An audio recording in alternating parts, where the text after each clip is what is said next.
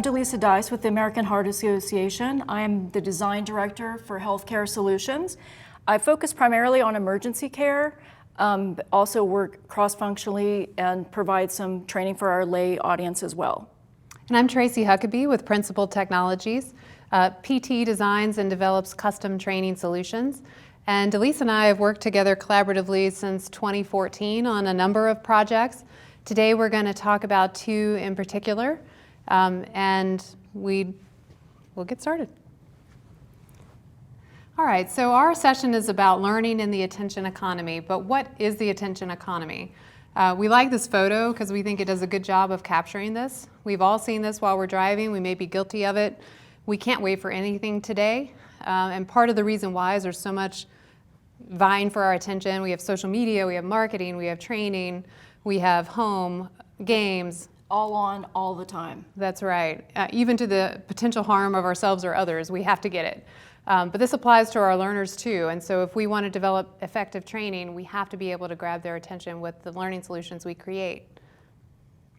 But unfortunately, the learning industry historically hasn't been great at developing engaging e-learning solutions.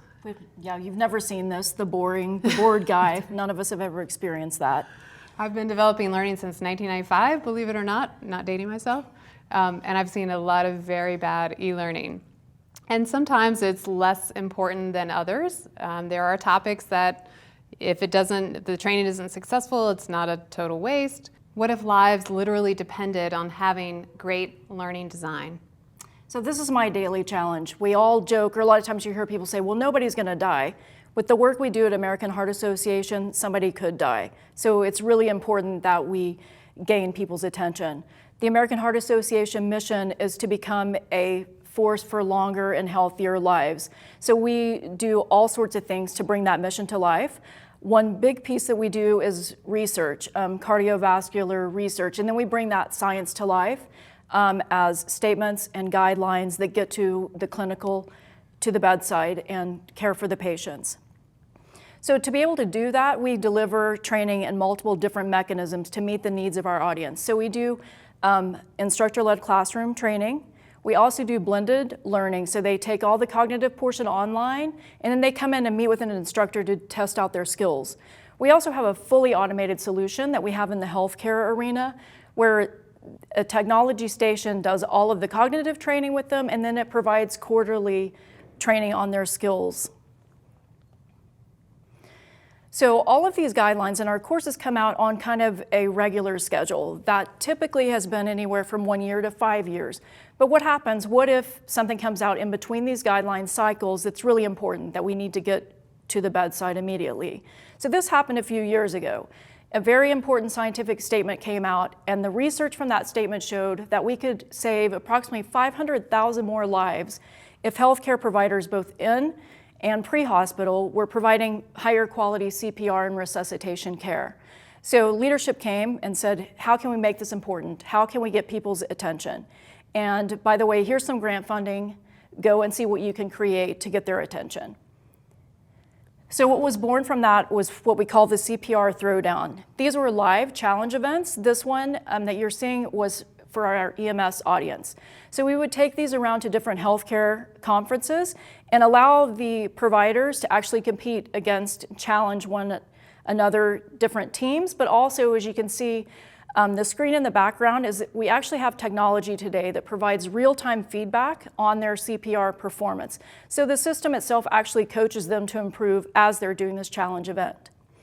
So it's important for the audience to see themselves in the scenario, so we created a different type of event for in-hospital for the nursing. They would compete with the patient in a hospital bed. Same type of challenge, they had to meet the metrics that were in that CPR statement to provide higher quality CPR. So one thing we knew before we started doing these events, the healthcare providers think they're doing excellent CPR. I've been doing this for 20 years and I know what I'm doing. They'd go against these feedback devices and realize, wow, maybe that's not the case. So these events were hugely successful. We had thousands of teams go through these competitions. We had a couple of challenges. One, these were not easy or inexpensive to put on. Also, in the best of worlds, not every healthcare provider has the funds to actually attend these conferences live. So we were looking for ways to scale this up and take this into a digital environment. And so that's when I first contacted Tracy at PT, and we were able to turn this into something that we could scale for the larger audience. That's right. So that was the challenge. So at the beginning of the initiative, we had to select technologies that we would use to develop this digital solution. So we chose HTML as the development tool, but we chose not to house this in a learning management system, which is typical for a lot of our clients, but instead we created a front-end web page that housed it, and then a back-end SQL database to enable some of the game mechanics we wanted to do, such as leaderboards. A couple other reasons that we didn't use the LMS is one, it wouldn't enable the leaderboards, and two, we wanted to keep all the collateral nicely together, and we didn't want the LMS to be any sort of barrier to entry. We wanted to reach as many people as we possibly could. So when we started the design, luckily we were able to leverage a lot of the design elements from the original live event, the Throwdown. So we repeated the pit crew type of theme or racing theme, which grabbed them right away. We continue that metaphor with calling the levels laps. We also did some fun things like sound effects. Yeah, great music in the background. Yeah. Fun animations. Exactly.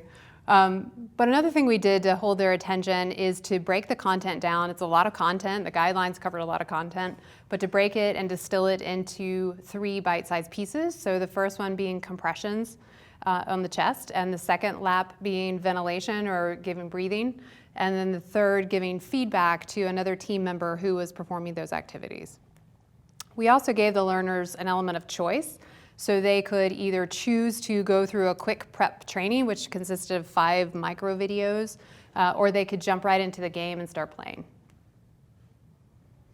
So even though we turned this into a game, the science is still important. So we had to push the technology to meet the metrics of the science. So we had to basically create in this digital game the same kind of performance metrics that they were getting at those live events with those accurate feedback devices. So we went through several different iterations to get so the technology could meet those metrics, and they would show the actual performance of the CPR speed and the depth, as well as the ventilations. Right, and as they go through, there are a few game mechanics that we use in addition to leaderboards, which I mentioned. There's a score that you can see there at the top of the screen, and there's a timer, so it counts down as they go, and then it gives live feedback too, where it says keep it up. That's their live feedback that they get throughout. So the other thing that's important with any training, but particularly in healthcare roles, is what are they supposed to do? What is their role? Do they see themselves in the training? So with the resuscitation events, we'd allow them to run through the different roles so they could see how they would transfer that into their clinical practice. So the other thing, we knew that part of our healthcare audience is really big on social media, so we wanted to leverage them to allow them, one, to get some bragging rights and share, look what I just scored or what I won, but also to help push the larger message so it drives them back to that website that Tracy was showing. And there they can access all the other scientific and healthcare information to help them better care for their patients. So one philosophy that we have in my department at AHA is if it's important enough to create it, it's important enough to promote it, to get the message out and make sure that these tools and this training is being used by the audience. And that's a bit novel to think about promoting learning in the same way we would promote anything else with a full marketing campaign. But one of the things we did to help the promotional efforts is to create a teaser video, or rather a movie trailer style video that could drum up excitement, and it featured screenshots from the live course. So now we're going to transition a little bit to another topic. It had a very different outcome because it was a very different audience, very different topic. Yep, so unfortunately, I'm sure you've all heard now of the opioid crisis that is affecting our country. So this, as Tracy mentioned, it was a very serious topic that we chose to address in a different way. Every day, 130 people are dying from the opioid crisis. So with the resuscitation care that we already do, we're already addressing opioid overdose and how they would respond as a clinician or even just a lay audience or a coworker if you saw someone collapse from a suspected opioid overdose. So we wanted to create a course, a microlearning course that would allow them to rapidly get the information they needed either in the healthcare environment or to respond to a coworker, a friend, or a family member to be able to help the person get the care and the treatment that they needed. So this was a tight time frame project. We needed to get out a version 1, I think, in 6 weeks, and then a version 2, which would be more robust after that. So one of the things we did was Delisa flew out to the PT offices right at the very beginning of the project so that we could collaborate and brainstorm as a team. We had members from development there, graphic design, project management, instructional design, so we had multiple perspectives. So we brainstormed the look and feel as well as the functionality. And we iterated the design. So initially we knew that we needed to create the 2 courses. We also knew that immediately, for several reasons, we wanted to get out version 1. So we were actively building and creating that at the same time, kind of in a parallel path, planning for what we were going to do for V2.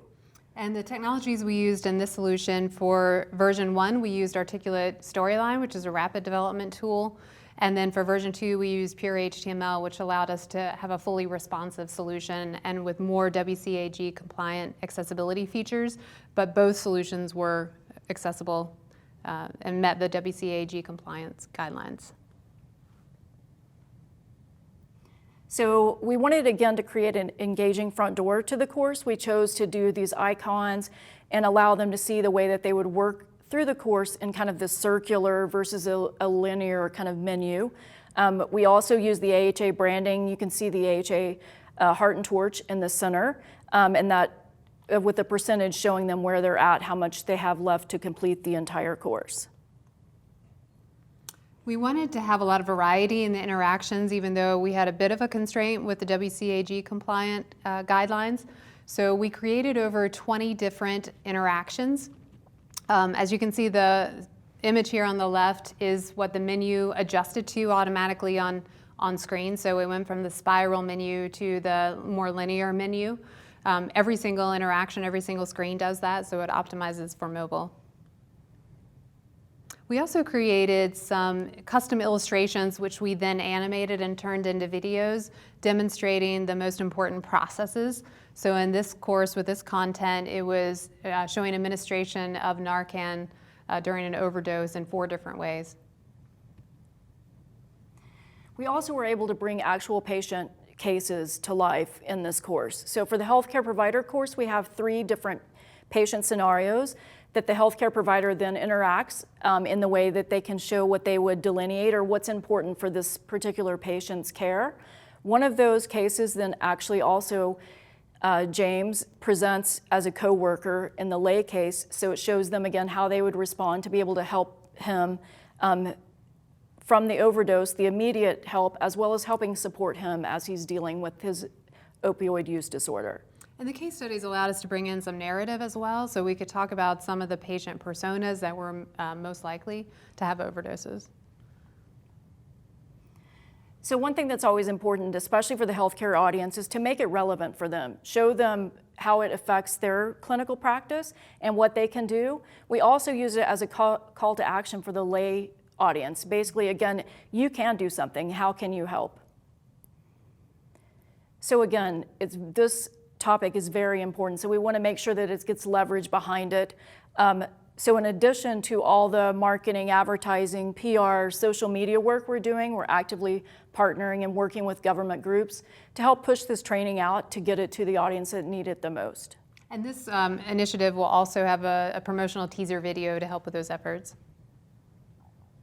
So our key takeaways in thinking about learning in the attention economy across not only these 2 projects, but the other projects we've worked on are as follows. Yeah, what's the key takeaway? If I can get you to change 1 to 3 things, that's what I'm going to hit in the education, especially in the microlearning modules. We really want to give them the 1 or 2 things that they can do to actually save lives tomorrow. Yeah, and once you have those 1 or 2 key behaviors that you're focused on, you can present those in microlearning with microlearning strategies. So it can be a game, it can be a very short video, it can be a short module, but it could also be other out-of-the-box things like puzzles or challenges on social media. And the other thing we try and build with design thinking, so we are agile in our development and we're constantly iterating. We're taking that learner feedback or other types of feedback and incorporating it into the next version of the course itself. And even within the project, we worked in a very agile way, prototyping and revising as we went along. All right, thank you so much for your attention.